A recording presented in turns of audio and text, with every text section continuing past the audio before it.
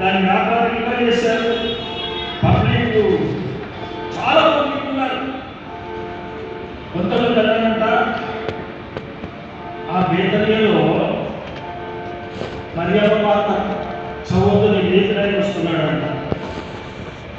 అంతకుముందే జరిగింది సంఘటన.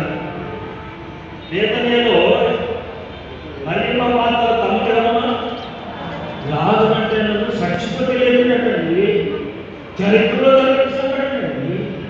అబ్బో ఎవరు లేకపోతే చనిపోయిన లేఖనానికి వస్తున్నారు, చూద్దామని అక్కడ కొంతమంది వచ్చారు చూడడానికి.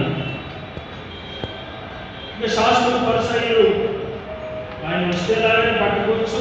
ఆయన పరిచర్యలో చాలా విషయాలు ధర్మశాస్త్రానికి మరి విరుద్ధంగా చేశాడు, సభకు విరుద్ధంగా చేశాడు. ఇక ప్రజలంతా ఆయన వెంటబడుతున్నారు. ఆయన పట్టుకొని చంపేద్దామని కొంతమంది అక్కడ ఉన్నారు.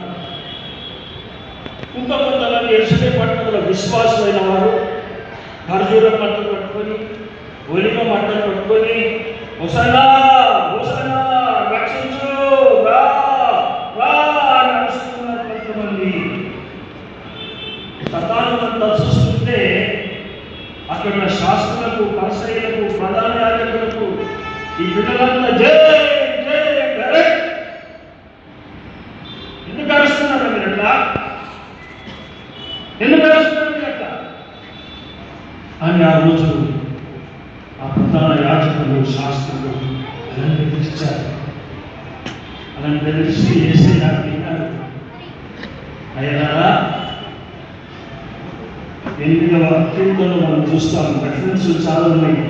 బాలుల యొక్కయు చంటి పిల్లల యొక్కయు స్తుతుల మూలమున కాంటి పిల్లలు బాలులను స్తుతిస్తున్నారు. దానికి 8వ కీర్తనలో ఉన్నది రెఫరెన్స్. పిల్లలను నోరు చూస్తున్నారు. ఏసయ్య